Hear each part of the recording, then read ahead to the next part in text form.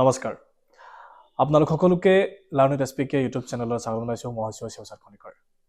আজি এই ভিডিঅ'টোত আমি ডিছকাশ্যন কৰিম যে আগন্তুক আহিব লগা টেট পৰীক্ষাটোত কেনেকৈ প্ৰস্তুতি কৰিম। আচলতে কি মিষ্টেক আমি বাৰে প্ৰতি কৰি আহিছোঁ আৰু কি মিষ্টেক আমি কৰিব নালাগিব তাৰ বিষয়ে আজি এই ভিডিঅ'টোত আমি আলোচনা কৰিম। প্ৰথম কথা, মই দেখি আহিছোঁ যে বহুতে এটা কথা বাৰে প্ৰতি কৈ আছে যে টেট পৰীক্ষা হ'ব জানো, টেট পৰীক্ষা আহিব জানো। এটা ইণ্টাৰেষ্টিং কথা কওঁ, যি এই কুৱেশ্যনটো কৈছে আপোনাক বা তোমাক যে টেট পৰীক্ষা হ'ব জানো, আহিব জানো, সি কিন্তু পঢ়ি আছে। আৰু এই কথাটো কোৱাৰ লগে লগে চাইকলজিকেলি তুমি ভাবিলা টেট পৰীক্ষা নহ'বও পাৰে, যদি মই পঢ়ি থাকোঁতো মোৰ পঢ়াটো এনেই যাব, এনেকৈ ধৰণে তুমি মনত ভাবিব পাৰা আৰু তুমি অলপ হ'লেও ডিমটিভেটেড হৈ তুমি পঢ়াৰ পৰা আঁতৰি যাবা। আৰু যি কৈছিলে সি কিন্তু পঢ়ি থাকে। পইণ্ট নম্বৰ 1 মনত ৰ'ব। আমি কেতিয়াও আনে কোৱা কথা নুশুনো যে পৰীক্ষা হ'ব নে নহয়। 100% চিয়'ৰ যে টেট পৰীক্ষা হ'ব, হয়তো অহা বছৰ নহ'লে তাৰ আগৰ বছৰটোত হ'লেও পৰীক্ষা হোৱাটো হ'বই। মই মোৰ নিজৰ অভিজ্ঞতাৰ পৰা ক'ব বিচাৰিছোঁ, মই নিজে যিহেতু এইবাৰ টেট পৰীক্ষাত পাছ কৰিছোঁ আৰু পাছ কৰি বৰ্তমান মই এখন স্কুলত চাকৰি কৰি আছোঁ, আৰু গতিকে মোৰ অভিজ্ঞতাৰ পৰা মই কৈছোঁ, মই সৰহখিনি সময় পৰীক্ষা হ'ব নে নহয় এই কথাটোক ডিছকাশ্যন কৰিয়ে টাইম কটাই দিলোঁ প্ৰথম পৰ্যায়ত, যে পৰীক্ষা নহ'বও পাৰে, হ'বও পাৰে। আৰু সেইখিনিত এটা বহুত ডাঙৰ এটা মিষ্টেক মই কৰিছিলোঁ, আৰু হয়তো মোৰ লগৰ বহুতে এইটো মিষ্টেক কৰিছে। তো গতিকে তুমি হয়তো এতিয়া বৰ্তমান বি এড পঢ়ি আছা, বহুতে ভাবিব মই বি এড পঢ়ি আছোঁ, এতিয়া মই জানো পৰীক্ষা দিবলৈ পাম, ক'ব নোৱাৰা। হয়তো তুমি পৰীক্ষা দিবলৈ পাই যাবও পাৰা। যদি তুমি বি এডৰ লাষ্ট ছেমিষ্টাৰত আছা, ডেফিনেটলি তোমাৰ এটা চান্স আছে। অ'কে, আৰু ফাৰ্ষ্ট ছেমিষ্টাৰত থকা সকলোকো কৈছোঁ, ডেফিনেটলি চান্স আছে পৰীক্ষা দিবলৈ পাবও পাৰা, ক'ব নোৱাৰে। আৰু যিসকলে পাছ কৰি বৰ্তমান ঘৰতে আছা, আৰু তোমালোককো কৈছোঁ পৰীক্ষা হোৱাটো হ'বই। আৰু এটা কথা মনত ৰাখি থবা, তোমালোকৰ লগত পৰীক্ষা দিবলৈ নতুন নতুন কেণ্ডিডেটছ আহি আছে। নাভাবিবা কিন্তু এইটো কথা যে নাহিব। এতিয়া এই কথাটো কোৱাৰ লগে লগে কেলকুলেশ্যনত আহি গ'লা, পোষ্ট চাগে ওলাব 5,000। তুমি ভাবিবা, মই এনেই এটা এক্সাম্পল কৈছোঁ যে পোষ্ট ওলাব 5,000, গতিকে 5,000 পোষ্ট যেতিয়া ওলাব, আমি এইবাৰ বেটছত থাকি গ'লোঁ, ধৰি ল'লোঁ 2,000 মান, নতুনকৈ বেটছটোত ওলাব 2,000, তাৰপিছত বেটছটো 2,000, গতিকে 6,000, গতিকে মোৰ কম্পিটিশ্যন 1,000ক মই কমাব লাগে। একেবাৰে চিম্পুল ভাষাত ক'বলৈ গ'লে ভাবিব নলগা কথা, আটাইতকৈ মূৰ্খামি কথা এইকেইটাই আছিলে। আৰু কিমান কেলকুলেশ্যন কৰিলোঁ, হাজাৰ কেলকুলেশ্যন কৰিছিলোঁ আমি তেনেকুৱা ধৰণৰ, আৰু সেইটো হৈছে আটাইতকৈ মূৰ্খামি কাম। কাৰণ এই কামটো কৰাৰ পিছত টাইম ৱেষ্ট হয়, তাৰ বাহিৰে একো নহয়, ৱেষ্ট অফ টাইম। তো গতিকে লগৰবোৰৰ লগত এই ডিছকাশ্যনটো বন্ধ কৰা। মই আপোনালোকক কৈছোঁ যে বন্ধ কৰক। নম্বৰ 3 কি কথা আমি মনত ৰাখিম? নম্বৰ 3 মনত ৰাখিম যে আমাক চিলেবাছটো কি হ'ব আমি তাক সন্মুখত ৰখাটো ভাল। তাৰোপৰি সেই চিলেবাছৰ পৰাই যে প্ৰশ্ন আহিব আমি সেইটো বিলিভ কৰিলে নহ'ব, যে পুৰণা প্ৰশ্ন কাকত যিখন আছিলে সেইখনত যেনেকৈ কুৱেশ্যনছ আহিছিলে তেনেকৈ যে আগন্তুক হ'ব লগা পৰীক্ষাত হ'ব, সেই কথাটো ভাবি থকাটো আমাৰ কাৰণে এটা মূৰ্খামি হ'ব।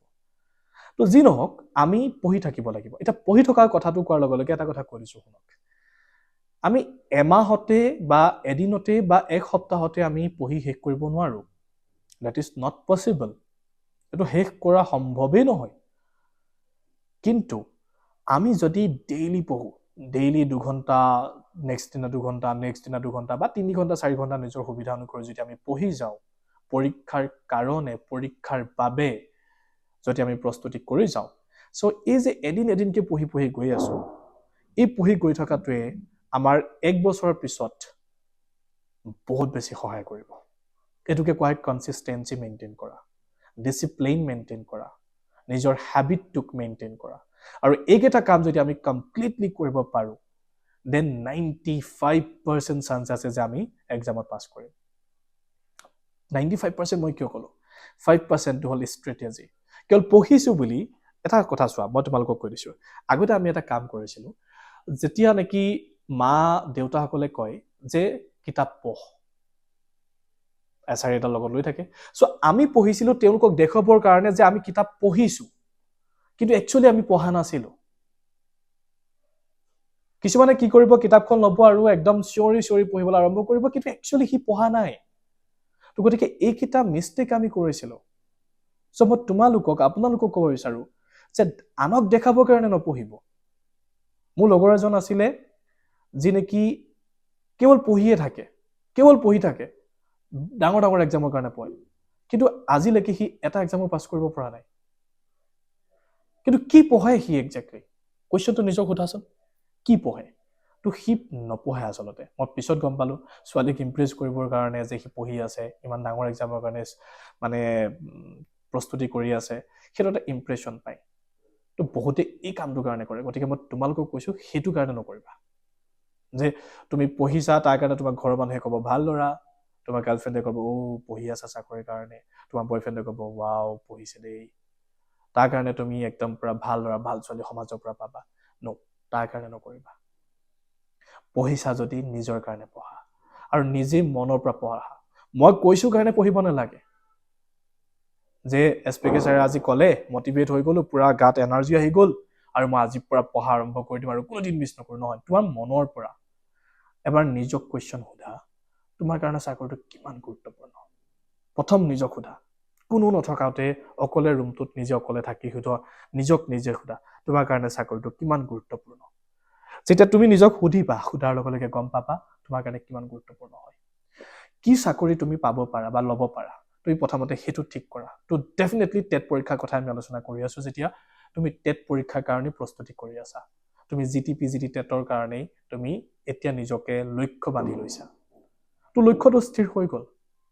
তাৰপিছত নিজক সোধা আইনাখনৰ ওচৰত গৈ লৈ যে সেই পৰীক্ষাটোৰ কাৰণে তুমি প্ৰস্তুতি 100% দি কৰিছানে? নিজক সোধা, আনক সুধিব নালাগে যে তুমি 100% দি পঢ়িছানে তাৰ কাৰণে, এতিয়াৰ পৰা ষ্টাৰ্ট কৰিলানে? আনচাৰ পাবা নাই কৰা। কাৰণ পৰীক্ষাৰ কাৰণে নটিফিকেশ্যন অহাই নাই, পোষ্ট কেইটা আছে আমি গম নেপাওঁ, কেতিয়া পৰীক্ষা হ'ব গম নেপাওঁ। তো মই এতিয়া কিয় প্ৰস্তুতি কৰোঁ? নটিফিকেশ্যন অহাৰ পিছতো 6 মাহ সময় পাম, বা পৰীক্ষাৰ কাৰণে এডমিট কাৰ্ড অহাৰ পিছতো মই 2 মাহ সময় পাম। তো গতিকে 2 মাহ পঢ়িম হৈ যাব, 6 মাহ পঢ়িম হৈ যাব। নহয়। এই যে থটটো যে আমি কৰিছোঁ তেনেকে ধৰণে নহয়, তেনেকে ৱৰ্কআউট নকৰে। যিমানে চাকৰি পাইছে সকলোকে সোধা, সকলোৱে এইটো কথাটো নিশ্চয় ক'ব তোমাৰ লগৰে ওচৰত গৈ যে হয় মই নপঢ়োৱেই, কিতাপ পঢ়াই নাছিলোঁ। কিন্তু যেতিয়া তুমি এতিয়া ইণ্টাৰভিউ ল'বা নহয়, মই এনেকৈ ধৰণে বহুত লগত কথা পাতোঁ নহয়, কথা পাতোঁতে তেতিয়া কয় ছাৰ মই ডেইলি 3 ঘণ্টাকৈ পঢ়িছিলোঁ, ডেইলি মই 4 ঘণ্টাকৈ পঢ়িছিলোঁ, ডেইলি 7 ঘণ্টা 8 ঘণ্টালৈকে পঢ়া মই পাইছিলোঁ। মই এনেকুৱা ধৰণৰ কেণ্ডিডেটছো পাইছোঁ যি নেকি এদিন যদি কিবা কাৰণত পঢ়া মিছ কৰিলে সি গোটেই দিনটো আফচোচ কৰি থাকে, ৰিগ্ৰেট কৰি থাকে যে মই আজিৰ দিনটো এটা ডাঙৰ লছ কৰিলোঁ। আৰু গোটেই দিনটোত সি কেৱল ক্লাছৰুমটোৰ বাহিৰে, মানে যিটোত য'ত পঢ়া শুনা কৰে সেই ৰুমটোৰ বাহিৰে সি বেলেগ জগত থাকি সি বনাই তেনেকুৱা কেণ্ডিডেটছো মই দেখিবলৈ পাইছোঁ। তো গতিকে এই যে এক্সকিউজেছ বিলাক যে আমাৰ আছে, আজি মাহীৰ ঘৰত বিয়া, আজি পেহীৰ ঘৰত বিয়া, আজি সেইটো কাৰণে নপঢ়োঁ আৰু পেহীৰ ঘৰত বিয়া খাবলৈ যোৱা, তো বিয়াখনত তুমি গোটেই 24 ঘণ্টা নিদিয়া নহয়। বাকী যিখিনি সময় পাইছা তুমি সেইখিনি সময় অনলাইনো পঢ়িব পাৰিবা, অফলাইনো পঢ়িব পাৰিবা। অনলাইন ব্যৱস্থাটো কিয় ওলাইছে নহ'লে? তুমি ঘৰলৈ আহিলা, তুমি টেবলেট চেল্ফ ষ্টাডি কৰিছা, তাৰ উপৰি তুমি অনলাইনতো পঢ়িব পাৰা। যেনে এটা ক'লো, আমাৰ যিটো কোৰ্চ হয়, ঠিক আছে, আছাম টেটৰ কাৰণে যিটো কোৰ্চ হয়, সেই কোৰ্চটোত যিসকল টিচাৰ্ছ আছে তেওঁলোকে নিজে টেট এক্সাম পাছ কৰা হয়। মই নিজে টেট এক্সাম পাছ কৰা হয়। চ' এওঁলোকে ক্লাছেছ আৰম্ভ কৰিব ফেব্ৰুৱাৰীৰ পৰা, ঠিক আছে। তো ফেব্ৰুৱাৰীৰ পৰা ক্লাছেছ আৰম্ভ কৰিবলৈ গৈ আছে একদম নতুনকৈ, যাতে তোমালোকে প্ৰথমৰ পৰা শেষলৈকে পঢ়ি থাকিব পাৰা। 1 বছৰ দিন আমি কোৰ্চৰ ভেলিডিটি ৰাখিম, ডেট মিনছ 365 ডেইজ এই ক্লাছেছ চলি থাকিব। মানে আমিতো ষ্টাৰ্ট যেতিয়া কৰিলোঁ সেই তাৰিখৰ পৰা পৰীক্ষা দিনলৈকে ক্লাছেছ কৰি থাকিম, মাত্ৰ তোমাৰ ভেলিডিটি 1 বছৰ হ'ব। কথাটো বুজি পালা? তো গতিকে তুমি যদি জইন কৰা নাই এতিয়াও ক্লাছত, জইন নাও, এতিয়াই জইন কৰা। তাত তোমালোকে পেডাগজিৰ যিগৰাকী মেম আছে, পল্লৱী মেম, তেখেত অসমৰ ভিতৰত পেডাগজিৰ বেষ্ট, এই যিটো বছৰ পৰীক্ষা হৈ গৈছিলে বেষ্ট মেম হিচাপে আমি পাইছোঁ তেখেতক। কোনো এৱাৰ্ড নিদিয়ে, এৱাৰ্ড দিয়ালে তেখেতেই পালেহেঁতেন। কাৰণ পেডাগজি তেখেতে ইমান সুন্দৰকৈ পঢ়ালে, অসমত কোনো দ্বিতীয়গৰাকী বা দ্বিতীয়জন নাই। আছাম এণ্ড ইটছ পিপুলৰ 100% কমন কুৱেশ্যনছ আহিছিলে। Assam and its people, Assam GK মই নিজে পঢ়াইছিলোঁ আৰু লগতে কালচাৰ পাৰ্টটো বিজিত ছাৰে পঢ়াইছিলে, ঠিক আছে। তাৰ উপৰি মেথছৰ কাৰণে আমি ক্লাছেছ কৰাইছিলোঁ। মেথছ এতিয়া আমাৰ কাৰণে নতুন শিক্ষক আহিছে, তেওঁলোকে তোমালোকক ক্লাছেছ কৰাব মেথছৰ কাৰণে, জিকে কাৰণে ক্লাছেছ কৰাব। তো গতিকে গোটেইখিনি ক্লাছেছ এতিয়াৰ পৰা ষ্টাৰ্ট হ'ব আৰু 1 বছৰ দিনে ক্লাছেছ চলিব। তোমালোকে কণ্টিনিউ কৰিব পাৰিবা। এতিয়া যে মাহী ঘৰত পেহী ঘৰত যে বিয়া খাবলৈ গ'লা, তো তুমি কিতাপখন লগত লৈ যাবলৈ বেয়া মানি লৈছোঁ। হেডফোন আছে আজিকালি, হেডফোন লগালে ক্লাছ এটা চাই ল'লা, তো পঢ়াটো হৈ গ'ল ন, পঢ়াটো মেইনটেইন হৈ গ'ল। বা PDF ফাইল পাবা, প্ৰত্যেকটো ক্লাছৰে নোটছ দিওঁ, গতিকে নোটছটো পালে সেই নোটছটো তুমি পঢ়িলা, সুবিধা হ'ল তোমাৰ কাৰণে। ট্ৰেভেলিং কৰি আছা, ক'ৰবাত কিবা কৰি আছা, সুবিধা হ'ল। তো গতিকে কিয় এতিয়াও ষ্টাৰ্ট কৰা নাই? তোমাক নিজক সোধা যে তুমি পঢ়া শুনা আৰম্ভ এতিয়াও কিয় কৰা নাই? আমি আমাৰ টেটৰ কোৰ্চটো ফেব্ৰুৱাৰী মাহৰ পৰা আমি আৰম্ভ কৰিম, ঠিক আছে? ক্লাছেছ তো যদি জইন হ'ব বিচাৰিছা তেন্তে লাৰ্ণ উইথ SPK এপটো ডাউনলোড কৰা, নহ'লে 8638187142 নাম্বাৰটো কল কৰি সুধি ল'ব পাৰিবা কেনেকৈ জইন হ'ব লাগিব। তাত অলৰেডি বহুত কেইজন জইন হৈ আছে। অলৰেডি আগৰ বছৰ হৈ যোৱা ক্লাছেছখিনি তোমালোকক ফ্ৰীকৈ দিছোঁ, ফ্ৰী দেই সেইখিনি। যি কোৰ্চটোত জইন হ'বা যোৱা বছৰ হৈ যোৱা ক্লাছেছখিনি ফ্ৰী। নতুনকৈ ক্লাছেছ ষ্টাৰ্ট হ'ব from the beginning to last, concept ৱাইজত। MCQ নহয়, তোমালোকে এটা ডাঙৰ মিষ্টেক কৰা, পোনে MCQ পঢ়া। নো, প্ৰথমতে MCQ নহয়, প্ৰথম কনচেপ্ট পঢ়া, কনচেপ্ট পঢ়ি শিকা, তাৰপিছত MCQ লৈ যাবা। মই নিজে পৰীক্ষা দি অভিজ্ঞতাৰ পৰা কৈছোঁ তোমালোকক। এবাৰ টাফেষ্ট ক'ত হৈছিলে? ইংৰাজীত বহুত এটা ডাঙৰ টাফেষ্ট পিৰিয়ড গৈছে এবাৰ। যিমানসকলে পৰীক্ষা দিছিলে চবৰে ইংৰাজীত বেয়া হৈছে, যিমানসকলে পৰীক্ষা দিছিলে চবৰে মেথছত বেয়া হৈছে। তো গতিকে ইংলিছটো উইকনেছ আছে ন, তো তাৰ কাৰণে তোমালোকক মেমে পঢ়াব। তো মেমে তোমালোকক ইংলিছত প্ৰথমৰ পৰা শেষলৈকে পঢ়াব। তো গতিকে আৰম্ভ কৰি দিয়া ন ষ্টাডিটো। তো গতিকে চিলেবাছ কমপ্লিটলি পঢ়াব। চোৱা, এই টেট পৰীক্ষাত আটাইতকৈ টান ছাবজেক্ট হিচাপে এইবাৰ প্ৰমাণিত হৈছে ইংৰাজী ছাবজেক্টটোৱে আৰু মেথছৰ ছাবজেক্টটোৱে। বাকী পেডাগজিত 50-50 ক'ব পৰা, আছাম এণ্ড ইটছ পিপুলত প্ৰত্যেকেই পাৰিছে, সৰহখিনিয়ে পাৰিছে, ঠিক আছে? তো গতিকে পেডাগজিত তুমি এভাৰেজ নাম্বাৰ এটা পালা, আছাম এণ্ড ইটছ পিপুলত এভাৰেজ নাম্বাৰ পাই গ'লা।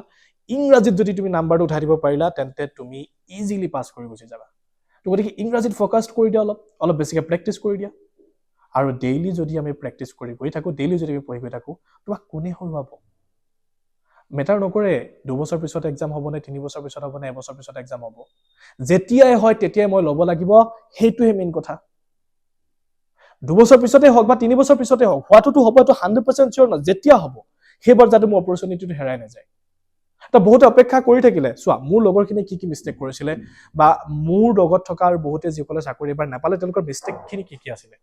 তেওঁলোকে জানে পৰীক্ষা হ'ব, যে তেওঁলোকে চালে এবছৰটো পৰীক্ষা নহয়, অহা বছৰলৈ আহিব জানো, নহয়। তেওঁলোকে পঢ়া বন্ধ কৰি দিলে, নপঢ়িলে, খেলিলে মেলিলে। আৰু তাতে আমি BEd পাছ কৰাৰ পিছতে ইনকাম কৰিব লাগিব। ইনকাম কৰিবতো লাগিব, হয়তো কলেজ এখনত সোমাব লাগিব, নহ'লে স্কুল এখনত সোমাব লাগিব, নহ'লে আমি কিবা এটাতো ইনকামৰ পথ এটা উলিয়াব লাগিব, বিজনেছ এটা হ'লেও কৰিব লাগিব। তো সেইটোতো আমি মেইনটেইন কৰিব লাগিব। চব তাত সোমাই গৈছে, পঢ়া শুনা বাদ দি দিলে। পৰীক্ষা আকৌ চালে নেক্সট এবছৰ নহয়, বাদ দি দিলে। নেক্সট বছৰ ঘাপকে আহি গ'ল পৰীক্ষা, কথা বতৰা ঘাপকে এডমিট আহি গ'ল, একদম পঢ়িব লাগে, এতিয়া ইফালৰ পৰা সিফাললৈ পুৰা পঢ়া আৰম্ভ। নাই, এই যিটো পঢ়া ৰিডিয়ামটো অলৰেডি লষ্ট না। BEd পঢ়াৰ পিছত পঢ়িবলৈ একেবাৰে এৰি দিলে, পঢ়া শুনা একেবাৰে গেপ হৈ গুচি গ'ল। আকৌ ষ্টাৰ্ট কৰিব লাগে, ষ্টাৰ্ট কৰি বস্তুটো মাজলৈ সোমাইছিলেহে পৰীক্ষা পালেহি। পইণ্টটো বুজিলা? বিগেষ্ট মিষ্টেক মানে মই তোমালোকক কৈ দিছোঁ। তো গতিকে যোৱা, এতিয়া লাৰ্ণ উইথ SPK এপটো ডাউনলোড কৰা, তাত গৈ যিটো আছাম টেট কোৰ্চ আছে কোৰ্চটো বাই কৰা, আৰু তাৰ ক্লাছেছ আমি ফেব্ৰুৱাৰী মাহৰ পৰা ষ্টাৰ্ট কৰিবলৈ গৈ আছোঁ। ফেব্ৰুৱাৰী মাহৰ পৰা প্ৰত্যেক দিনাই ক্লাছেছ থাকিব, ছানডে আৰু যদি কিবা কাৰণত হলিডেজ নাথাকে দেন ডেফিনেটলি ক্লাছেছ থাকিব। আৰু ডেইলি আমি ক্লাছেছ কৰি যাম, শিকি যাম একেলগে। Okay, so' join now. Thank you so' much. জয় অসম।